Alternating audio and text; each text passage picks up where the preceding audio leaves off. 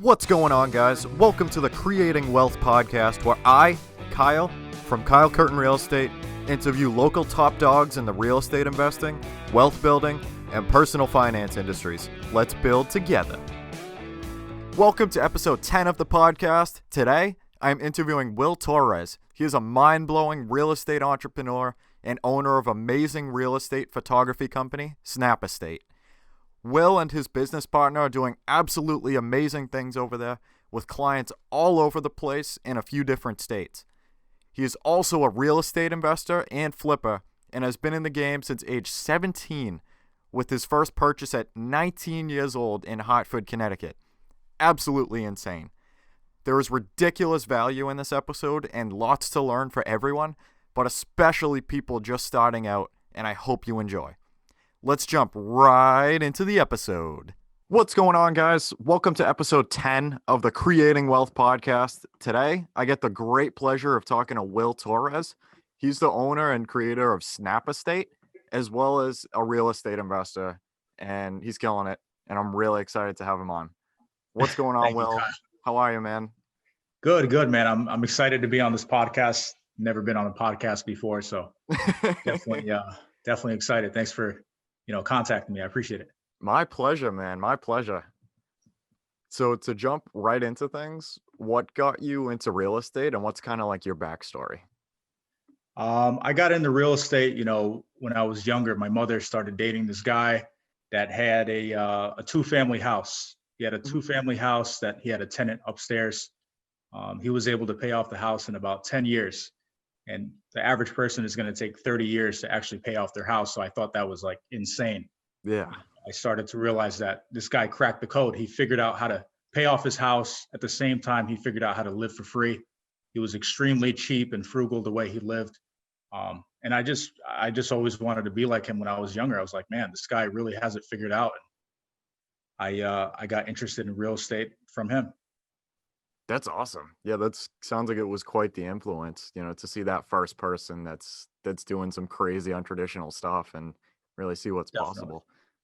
Definitely, for sure. That's great, man. Did he invest like around your area at that time, or was he kind of? To be honest, he didn't really invest in any other properties other than that one. Yep. He never flipped or even got into any other rentals. It was just that one that he did, and then he stopped after that. But that one was enough to show me, I can do this at a bigger scale, make more money, and retire faster. Although one of them was enough for him, I saw more of an opportunity. So yeah, definitely, that's really good. Just that nice little spark from that first person, to just kind of get the ball rolling. And yeah, 100%. That's great, man. What is your drive and vision for the long term? As far as drive and vision for the long term, I would say, financial freedom, for my family. At first, I think the goal is financial freedom for yourself. Mm-hmm. The bigger picture down the road is to actually look out for family, try to travel with family. They have their own jobs and stuff like that. But eventually, if you get to a scale where you can actually bring your family out around the world with you to travel, that's a big goal of mine. Eventually I'd like to get there. Yeah, totally. I totally get where you're coming from, man. And I feel like that's really important, to be able to kind of like set yourself up first and have that be like the minor goal, and then have the major goal, to be able to take care of the rest of your family and stuff and bring them along with you. Yeah, little by little. Definitely. I totally agree, man. Is there anywhere kind of like in particular that you want to go around the world, or just kind of see everything there is to see? Honestly, there's really nowhere I would like to go. I would just like to spend time with them. Like I had mentioned to you, I got that RTW ticket and Yep. I've been able to see a lot of places. I went backpacking around the world for 4 months and I had a lot of fun. I wish my family and friends were there with me, and that's why I want to travel with them. Yeah.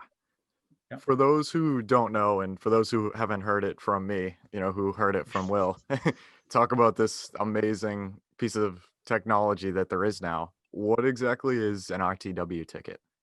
So an RTW ticket is a round the world trip ticket. So essentially, normally you would go online, jetblue.com, maybe Spirit Airlines, and you'll select a destination like maybe Miami. Mhm. An RTW ticket through airtrex.com. They help you actually plan out the route. This will allow you to pick multiple destinations. That way you're going from here to here to here and saving money while you're doing it. So for example, a lot of the destinations that I hit throughout a 4-month, duration, I started in Hawaii, went to Fiji, Amsterdam, Australia, India, South Africa, New Zealand. You go to all these spots around the world in order. That way it comes out to be a lot more cost effective.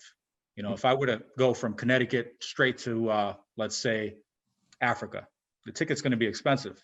Yeah. But if I hit up destinations along the way, it's a lot more affordable. You can see a lot more countries for a fraction of the cost. That's beautiful, man. Were there any places Worth in particular that really stuck out to you? I really like, South Africa is it's just like being in the movie Lion King. There's animals just all over the place. It's just amazing. You drive on the opposite side of the road there. It's cool. It's different. I like, Dubai, you see the tallest building in the world, Egypt, see the pyramids. There's so many cool things to see around the world. It's like amazing, and that makes it affordable, because if not, I mean, people don't have, 20, 30, 40 grand to be just flying around, Yeah, definitely. That's It's worth you're it. totally right, man. Especially, to see all of those different places in one trip, and be able to do a couple Yep. months journey kind of like you did. And It's just, worth it. I always tell everybody I meet, it's like the best thing in the world, and that was a short-term goal for me before, but now I want to, bring family and friends, but it'll take time before I can actually get there. yeah, definitely. But once it happens, man, Yeah, it's gonna be so great. it'll be awesome. Yeah, for sure. Yeah, totally. That's definitely one really, really cool goal. And I'm really glad you told me about that ticket, man. That's Yeah, I definitely hope you go. something I to hope you look go. Send me some pictures, because I'll be excited. Tell you where to go. Yeah. Yeah, it's kind of crazy actually. Like I'll tell like some of my friends, like my parents, like a bunch of people about this. They're like, "Oh, what are you talking about?" I'm like, "Oh, if you go to this website right here, it's like a Yeah, it's completely real. different thing. Like it's a little untraditional, but man, like, I know this guy Will, and we went all the way around the world in like 4 months. And I'm like, dude, Yeah, like you yeah. gotta check it out. It's worth it. It's so worth it. A lot of people think it's fake, it's a scam or something like that, but it's real. I can say that it's actually real. I've done it, so it's awesome. Yeah, totally. I love it. Um, would you mind telling the story of acquiring your first property and kind of like any lessons that you learned from it? Yeah, of course. I got my first property when I was 19. I started looking when I was 17. Hmm. Called a lot of realtors. They would hang up on me. We're not going to waste our time. You don't have the credit. You don't have the money. I was too young. Took me about 2 years to actually find my first house. I had a realtor that helped me. I found her online one day. She helped me for 2 years. Her and her husband, they just had this passion for looking at houses together. They were retired. And she helped me find this house finally in Hartford. I got a 3-family house in a really bad area. She told me not to buy it. She was just so real. She wasn't looking for a commission. She was just Yeah. so real. She wanted to change my life, and she really did change my life. She helped me for 2 years. I finally got that house in Hartford, the 3-family house. And I told her the day I bought the house, I said, I'm going to invite you over for dinner. Once everything is all set up. A couple of weeks later, she actually passed. She Oh no. literally passed away before I could even like invite her for dinner. It's Oh my just one of God. those things. And Yeah. I always think about that as well. It's like she helped me for 2 years straight, and then she passed away. It's like she was like my angel. She changed my life, like really. Yeah. And so I got that 3-family house in Hartford. I paid about $112 for it. I rented out room by room to college students near University of Hartford. And yeah, I did that for about 2 years. That was my first house, my first rental, my first, tenants. That's insane, man. At 19 years old. Yeah, I wanted to do it sooner, but I couldn't. They didn't give me the chance. But it That was. is unheard of. That's incredible, man. Now, Thank you. question for you though, was it difficult to get like pre-approved and stuff? Like not being, I know you said you started Yeah, looking when you were 17. Was that kind of like a barrier there? Like, cause you yeah, are, 100%, 100%. The banks are not going to take you seriously. Realtors are not going to take you serious. You have no track record. You're yeah, just a kid, that has a dream. yep, So they don't really pay any mind. At first I needed a co-signer. I attempted to get a property with my brother.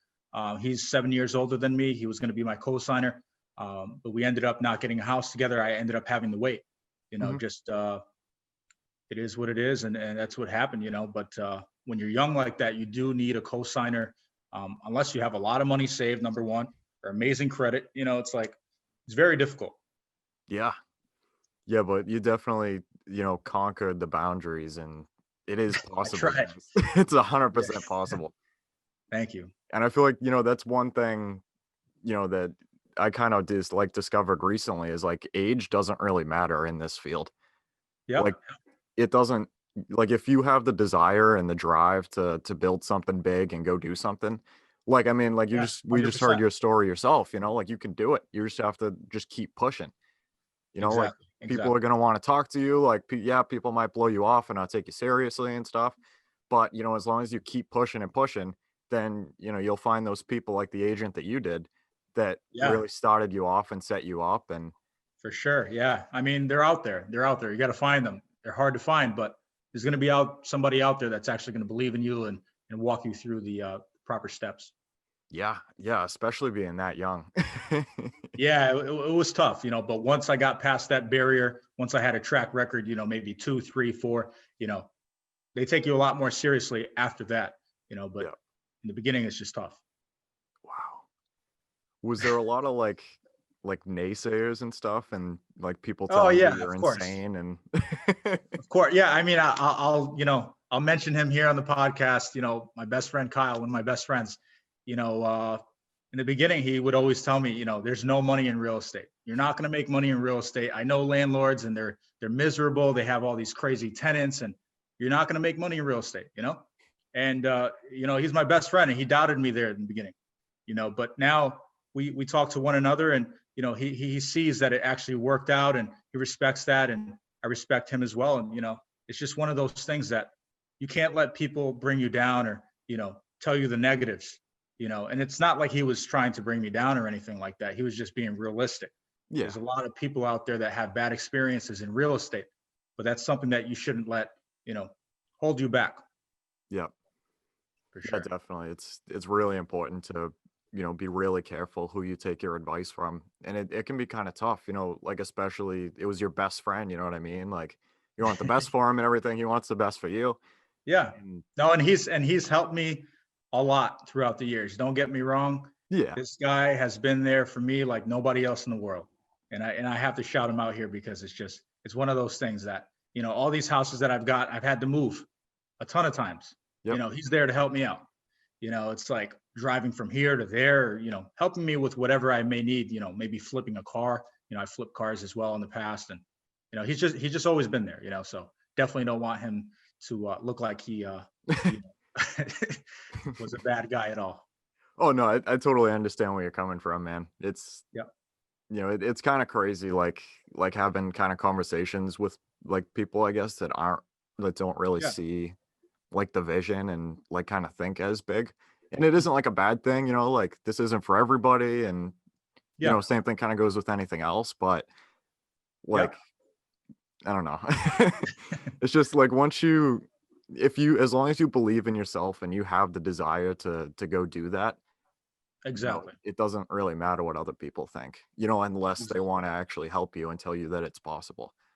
Yeah. And honestly, it's going to push you to, not only prove them wrong, but it's going to push you to follow your dream, and it's really not going to help you, or it's not going to hurt you rather. It's not going to hurt you at all unless you let it. Exactly.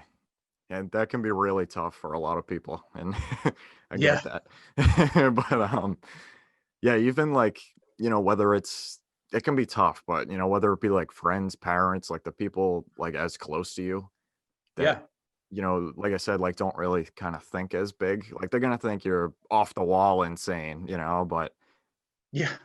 like as long as you believe in yourself, man, and like it sounds Yep. corny and everything, but it's true. You've done it. You No, bought it's true. a 19. Positive thinking is like, it's a big deal. People think that's a joke, but positive thinking is huge 100%. Yeah, definitely. for sure. Hmm. What do you consider to be the biggest variable to expand your portfolio? I think one of the biggest variables is, knowing your demographics, looking up comps, Mhm. knowing your stuff, knowing your audience. When you go to sell something, you have to know who you're selling it to, So I think doing your research is like a big thing. If you want to buy 1, 2, 3, 4, a dozen houses, you need to know your zip codes and areas, and you have to know what the house is going to be worth after repairs. Whether you're trying to flip, rent, whatever it may be, you have to know the value, because like everybody knows in real estate, you make your money when you buy the property. So that's huge.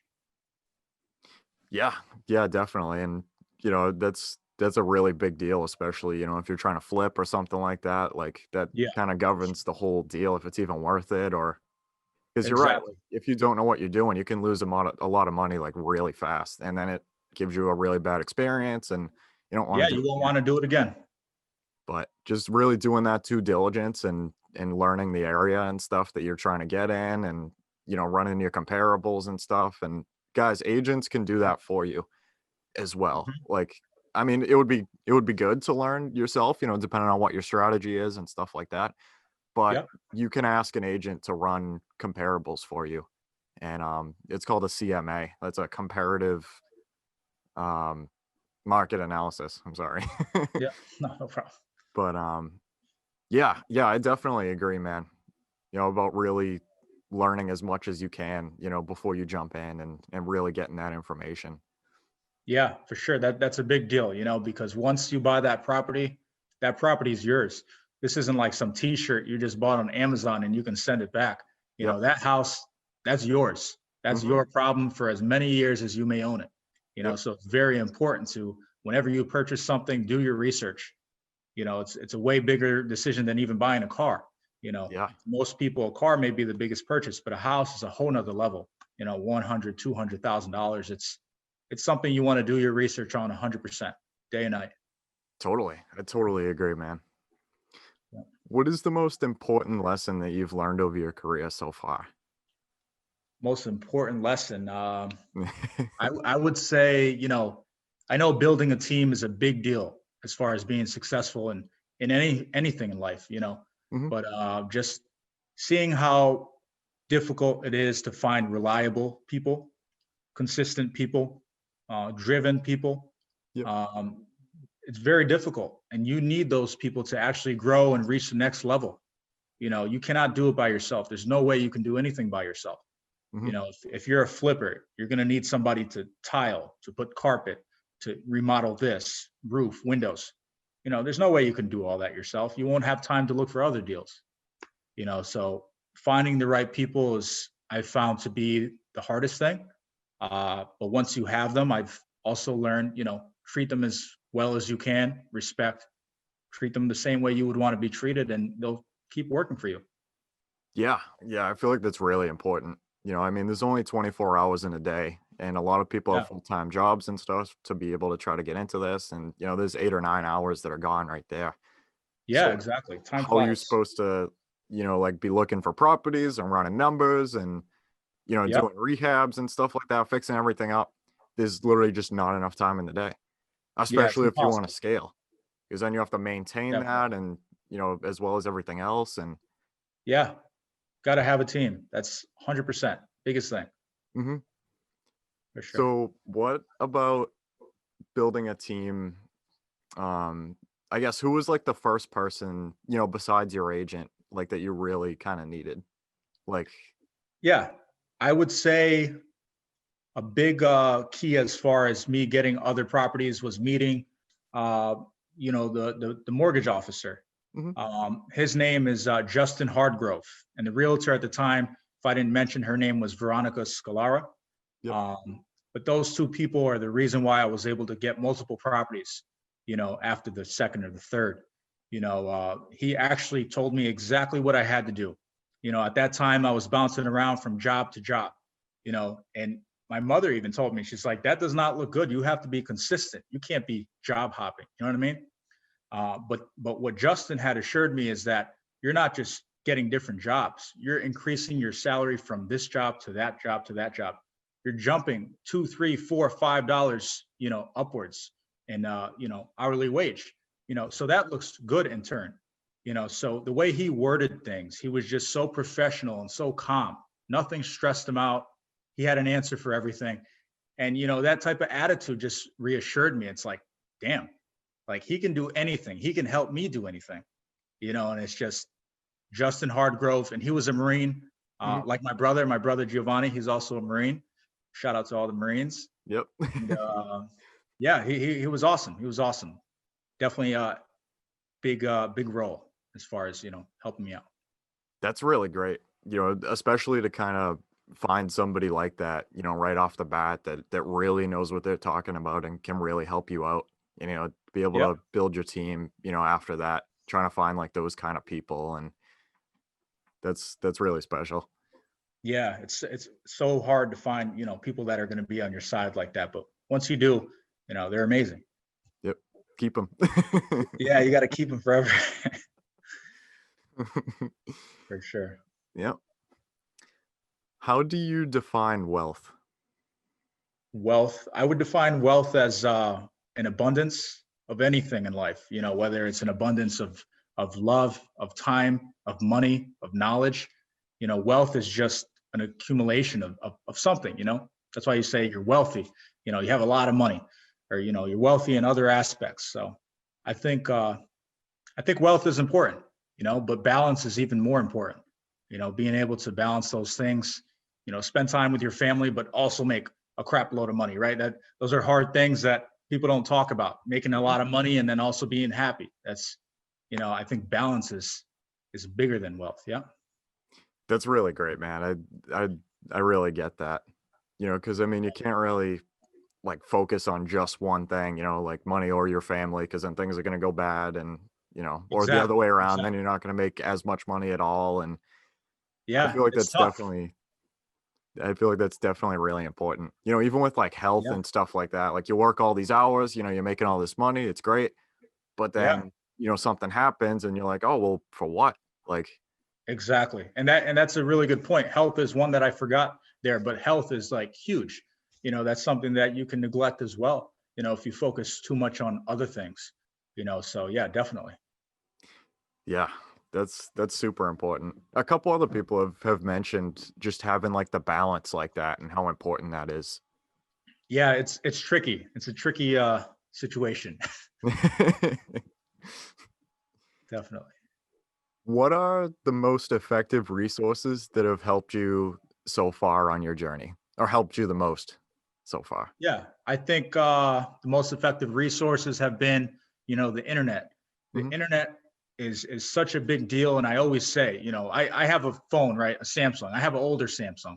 I'm not about really upgrading, to the newest technology, as long as it does what it needs to do. But my point is, with the internet, you have every single answer in your pocket.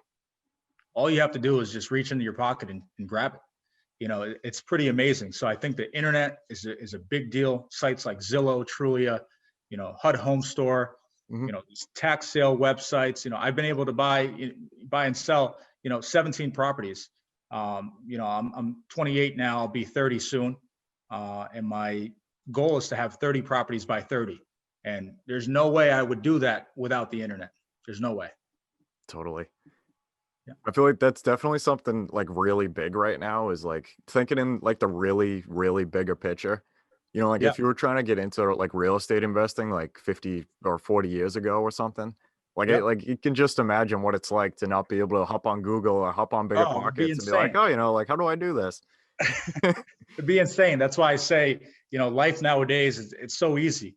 Believe it or not, it's just way easier than what it was. I can't even imagine, looking up comps, in the 1900s. It's like, just imagine that. I don't even know how they did that. Now it's just, you pull up Zillow, look at recently solds, and it's like, it's insane. Yep. Or even like, and somebody like yourself, that's an agent, you have even more tools, so people can reach out to you, and that's amazing too, so it's crazy. Exactly. We have kind of everything we need at our fingertips for the most part. Just having the desire to go out and find it, or even like being able to connect with like different people and stuff through our phones and through Zoom and everything now. And like everything is 100%. literally in our phones, man. Like, Yeah, I know. The phone is everything. The smartphone is like everything. yeah, totally. I mean, like I I was mean, thinking about imagine it. even. Oh, sorry. No, go ahead. Go ahead. Oh, sorry.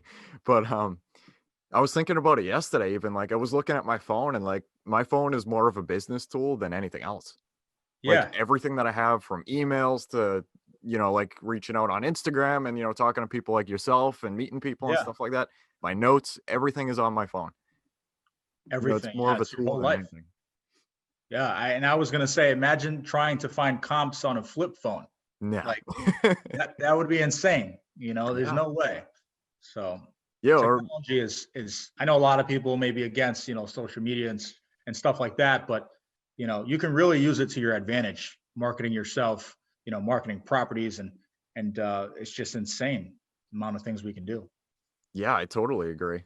Or even imagine having to actually drive to brokers to get their pocket listings and stuff like 50 years ago, and like get Yeah, sheets yeah, of yeah, paper, exactly. you know? Newspapers, yeah, and that's another thing while we're on the subject, marketing an actual property, Yep. listing it online, wanting to grab other people's attention and getting more views.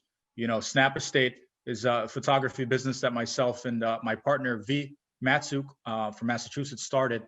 Mhm. And we help realtors like yourself market properties. That way they stand out. We can replace the grass, replace skies, make them look magazine quality. That way you get more buyers, more calls, more sales. That's really cool. Can you actually kind of talk a little bit more about Snap Estate, like how you guys started and kind of like where you are now? Yeah, definitely. So Snap Estate is a real estate photography site that we started about 3 years ago. Mhm. Like I mentioned, myself and my partner V, which is also an amazing friend as well, like I mentioned, Kyle. But yeah, we've been doing it for about 3 years now. We've grown tremendously with the COVID-19 as well, because a lot of people are buying with their eyes online. You're just looking at these houses, and you're sold before you even see the house in person. So for Snap Estate, it's been an awesome year. We created a platform online that actually allows realtors to request photos at the push of a button, 90 seconds, and you can have a day and a time, and we'll be there. We'll take pictures. You know, Back then, real estate photographers would take pictures. Obviously, we didn't create that job, but what we did create is a low price point. And we charge such a low price that it's affordable for realtors to hire a photographer for every house, not just the mansions, every house. And it saves them time. They don't have to go out to the property, waste their gas. We go in and out, send them the pictures 24 hours, and that's it. It's pretty simple. That's wicked cool, though.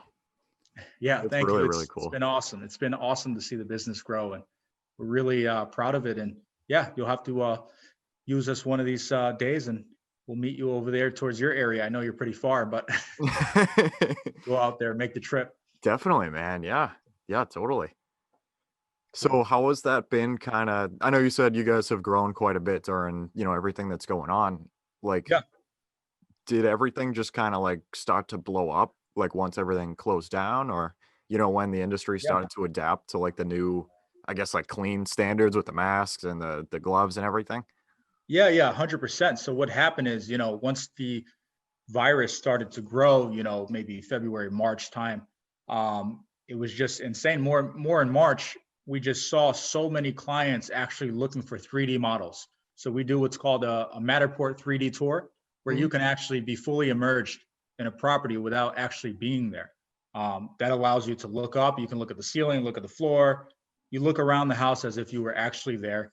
And clients really love that, as well as buyers. So that just blew up, and we've been crazy busy. It's been awesome. We service, Connecticut, Mass, New York. We did some in Rhode Island. We even went as far as Florida at one point. It's been amazing. Wow. That's incredible. So it's been awesome, and that's something that I could not do without my partner V. There's no way. So big shout out to him as well. Again, that's why teams are so important to anybody's success. V and I, have been able to, split the load and hire people and, get it all done, because again, you cannot do that by yourself. There's absolutely no way. Yeah, totally. That's insane, man. Do you guys just have kind of like the one office, or do you have like different branches now, or? Yeah, so we have our main office in Enfield. there on Hazard Ave. But mainly everything is remote. I mean, this is something that you can really do. And as we grow, we'd like to hire different photographers all across different regions, because this is something that's 100% remote. The schedule is very flexible. It's amazing. Our only office right now is in Enfield, Connecticut.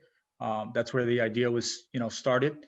I started taking pictures of my own flips in the beginning, and we just decided, well, let's turn this into a business, Yeah, that's really cool. Especially for kind of like how everything has turned out for different businesses, and when Corona started to really get bad. Yeah. It's nice to see like something grow, a ton, with a lot of things closing down and stuff like that. And For sure. that's insane. Yeah, it was something that we didn't expect, just one of those things that just happened. We started getting all these bookings, we were already steady, but it just blew up. We were working 7 days a week for a good amount of time, so it was pretty insane. That's crazy. Yeah. Luckily it's slowed down a little bit. We have some time to breathe now, and still steady. But yeah, the market is still hot. It's insane. Yeah, totally. Did you guys have to like hire many people when everything started like really getting crazy? Yeah, so we have people that will edit. So we have like an editing team that will focus on that. What we created is basically an assembly line where we'll have somebody go out to the scene to take pictures. We'll have somebody edit. We'll have them delivered, and we have an assembly line going on. And yeah, we did have to hire people and, find more people and stuff like that to cover voids and stuff like that. But that's also another thing that becomes an obstacle, finding the right people, reliable people and stuff like that. But definitely. Wow. When did you kind of know that you had to hire the first person? Like, how did it go hiring the first person that wasn't you or your partner? Hiring the first person, I mean, we've had to hire, multiple people from day one, just as far as editing. Yeah, just once we started seeing that, there's not enough time in the day to do all of this, We're driving everywhere. So our price point is so low. We take pictures for $89.95, regardless of the area. So I can drive to Boston, take pictures for you, $89.95. I still have my drive time. Yeah. I still have edit time. I still have administrative, duties. So we have to compile that, and we have to actually make that work, through the law of numbers, have a large amount of appointments that book to make it all worth it. So we've been hiring people from day one, just behind the scenes, just getting everything done behind the scenes. But I guess, yeah, we just learned early on, we needed help, and we still need help. It gets overwhelming. So it's pretty awesome so far though. That's super impressive, man. Good for you guys. I Thank can't you, wait to man. see, where Snappa State goes in the future. And that's really, really insane. I appreciate that, man. I really do. What is something that you thought about business, networking, or wealth creation that kind of changed as you went along? Something that changed as I went along, I would say in the beginning, my first property was a 3-family rental property. Yep. At first, rental was the only thing I was thinking about, but I had 9 tenants. I was 19 years old. I had 9 tenants. It was just overwhelming. It was insane. I had a job with Geico Insurance Company. I had a job with the Hartford, another insurance company as well. And there was no way you could be a full-time landlord and work a career as well. So I decided I can start to lean away from these rentals and I can do flips, so that kind of changed my strategy. I still do have some rentals now. Of course, I have them in the mix as well, but I try to focus primarily on flips. It's just more money, faster. And that's what I prefer. I always wanted to be an architect. And so it gives me, the opportunity to actually design these houses and make them look cool. And I like that. So that's what I prefer now. Yeah, that's really fun though, to be able to get that satisfaction of designing it and everything and having it built. Yeah, when I was younger, I used to play The Sims a lot on the computer. I don't know if you've ever played that, but I used to be obsessed with that game. And so this is like the real world Sims now, Yeah, I'll take it to real life. Why not? Yeah, exactly. That and Monopoly, those are always my favorite games. So it's it's fun to be able to do that, type of thing in real life for sure. Totally. Wow. That's crazy. What is your best piece of advice to new investors that want to start and manage their rental portfolio? I would say be careful where you buy your first property. Be careful how much you pay for your first property as well. You can easily manage your own property in the beginning. If you have one building, you can assume the responsibility of doing that on your own without having to hire somebody. I would know your property inside and out. The first one is a perfect opportunity to let you know what needs to be done. In the future, if you hire a property manager, you'll know what you can expect from them and how much they deserve to be paid. So I would say the first rental, definitely stick with it. Keep a close eye on it. You're going to learn a lot from it. Don't give up. The first one that I had was very, very, very difficult, and I almost gave up. I really almost gave up. I wanted to just let the bank have the house. I wanted to just file bankruptcy and just be done with it. Yeah. So it's like, my piece of advice is that, don't give up, because if I would have given up on that first house, there's no way I would have bought 16 more. There's no way. Yeah. And who knows where I would be working. At that time I was even working at Sprint for a time, selling cell phones, and Sprint today doesn't even exist. T-Mobile just You're right. got rid of them. So who knows where I would be, right? You're totally right. Wow. Yeah. So don't give up. It's going to be hard. My first night at the first house was tough, but 2 years later, I was able to dump the house and, buy other assets. So with that first property, I assume, you really learned a lot about like fixing different things and, having relationships with the different tenants and, getting your processes in place and stuff. Yeah. Was it more of, Yep. I guess, just like a learning curve, like learning the learning curve and stuff to really like jump into things in the bigger picture? Yeah, I guess what it was mainly is that I had 3 floors. It was a 3-family house, right? Yep. It was about 4,000 square feet, 3-bedroom, 1 bath, each level. Big house, especially for a 19-year-old kid. It was my first one. So instead of renting out each floor to one family, I decided to rent out rooms in the house individually to make more money per student, which financially, obviously, that's an awesome way to go. But with more money comes more headaches. I had people in different floors arguing over who was going to clean the bathroom, or who left the fridge open, or who left the food on the stove, or, who peed on the toilet. It's like, everybody's an adult in here, and it's very, very difficult to keep track of 9 different lives. Yeah. So that was tough, and that was the learning curve that I had to face, because obviously I never went through that, but yeah, I got through it. I learned, that's not something that I wanted to keep doing. So that's why I, focused on maybe renting out full floors, full units, and then flipping later down the road. That's great. Yeah. I mean, you went through it and stuff. So now, that's not necessarily an area that you want to keep sticking to, and now you know that there's something that you don't like, and you found things that you do like.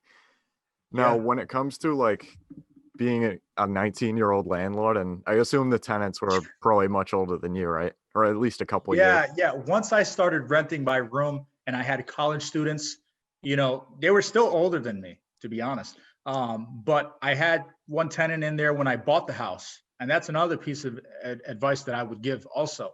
When you buy a property, it's preferable to buy a property that is 100% vacant.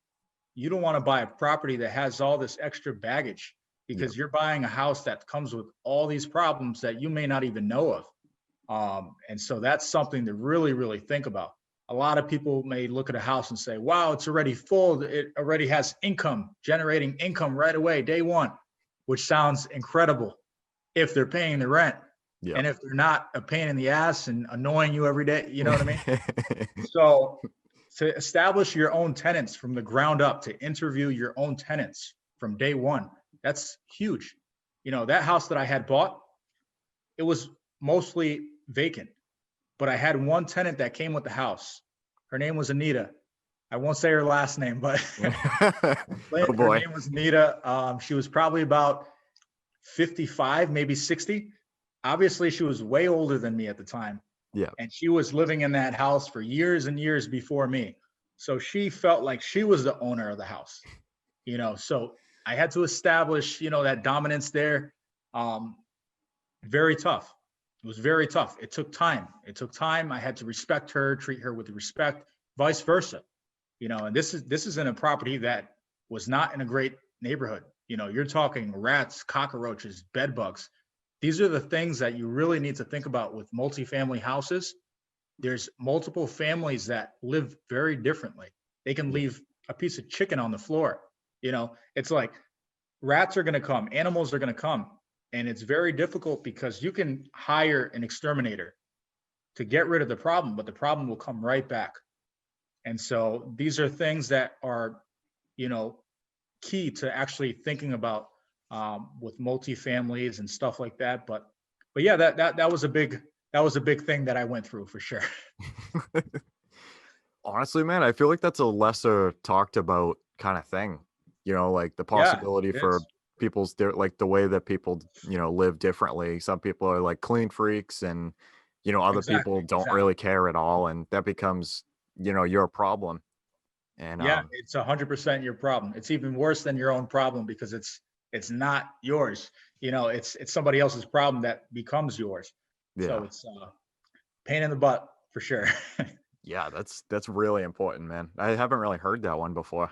That's a nice little, looking through a window to see something a little different that you have to worry about. Yeah, for sure. Because, pests and insects and bugs are one thing that become a nightmare. They are a nightmare. In life, everything has a solution, obviously. But, with pests and stuff like that, it could be a reoccurring problem that can happen continually, even after taking proper, precautions. So it's very, very difficult. Once you have that type of stuff, it's going to be a long ride. You got to get it done. You got to get rid of it. You got to pay exterminators monthly fees. That's where they become smart as well. So say, for example, you find, cockroaches in your house. They're not just going to say, hey, $100 and we'll get rid of them. They're going to say, we're going to set you up on a monthly plan for the next 3 years. And you are going to pay $250 a month to get rid of these things.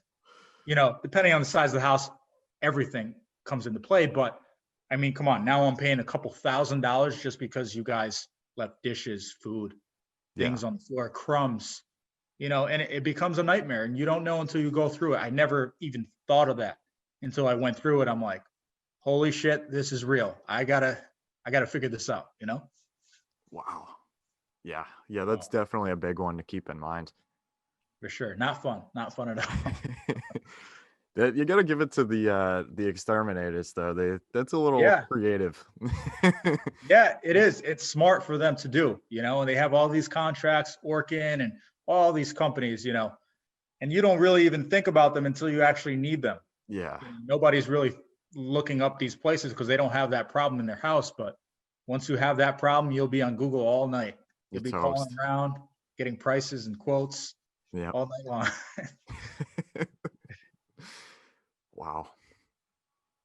For sure. What is a common myth about building a portfolio that you want to debunk? A common myth, I would say, is you need to be rich to invest in real estate. That's a myth. You don't need to be rich to invest in real estate. That's the biggest myth. When I had my first property, I didn't have a lot of money. I really did not have a lot of money at all. I got an FHA loan. In total, for me to purchase that house, which was $112,000 list price, I invested $6,000 to $7,000 of my own money. Now, 6 to 7 may sound like a lot to some people, but 6 to 7 is like buying a car, a used car. So to buy an asset that's actually going to generate income in the long term, it's a small investment. And I think that a lot of people may think, oh, you can only get into real estate because you're rich or you have this or that. Everybody starts from the bottom. So that's a common myth that may hinder people from investing or real estate altogether. But it's not true. I like that a lot, man. And especially, that amount of money at age 19. Like it takes, for most people, it takes a while to save up that kind of money. Yeah. No, definitely. I hear you. And then to also have the discipline, to not just want to go out and spend it somewhere, but to actually put it into something a lot bigger and start to grow an asset, from Yeah, that young. for sure. For sure. But, I think a lot of people are, hindered from actually investing. But if they know that the programs are out there, the help is out there, first time home buyer credits, Yep. the interest rate being extremely low nowadays, Mm-hmm. it's insane. There's so many tools out there. There's no reason to be, stopped or even slowed down from investing. Yeah. And especially, tying back to what we talked about earlier with technology being right at your fingertips. Yeah, exactly. There's no excuse. You know what I mean? It's like, Exactly. especially at a young age, like yourself. I know you're even younger than me, right? I'm 20 right now. Yeah, you're 20, so that's insane. That's insane. Props to you. You're only 20. By the time you're my age, you're gonna have more houses than me. So it's like it's awesome.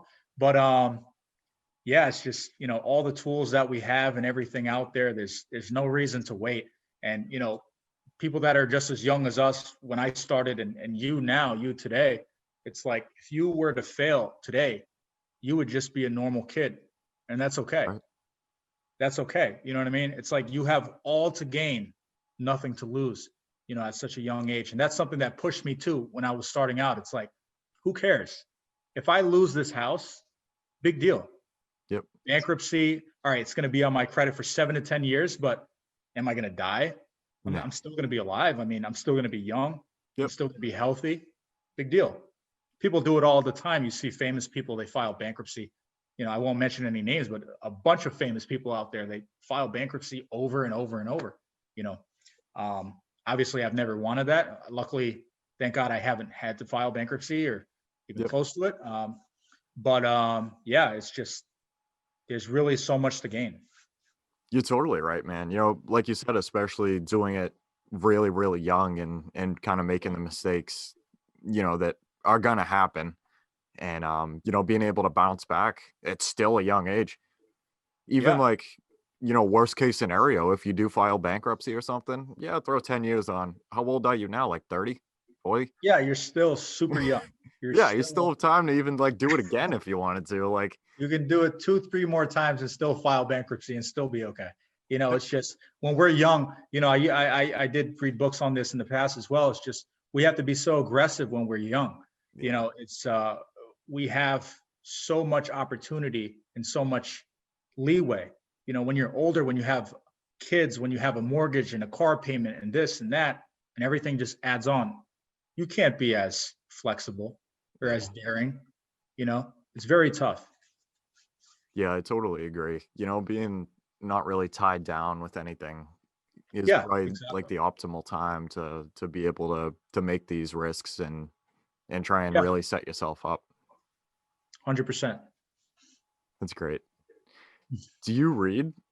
And if you do, what is your favorite business, investing, or real estate book that you would recommend to anyone? Okay, so yeah, I definitely read. I would say nowadays I read a lot more online than ever. It may sound crazy, but I probably haven't picked up a book in over 5 years. Probably over 10 years, to be completely honest with you. Because online is just the amount of information and knowledge on there is just incredible. I stay up late at night. I like the nighttime. It's very quiet. Mm-hmm. Everybody's asleep. Your phone's not ringing. You're doing your own thing. You're learning. So at nighttime, I like to read a lot about current events, about the market, look up comps, and I like to read a lot of self-improvement books. Mm-hmm. Any books that I did read in the past, mainly nonfiction. I like things that I can actually, use in my daily life. One book that I did read when I was younger, and I used to babysit these 2 kids at the time, Dorian and Damiana at the time. So shout out to them if they're watching. So they're awesome dancers. You got to see them dance. They're like awesome dancers.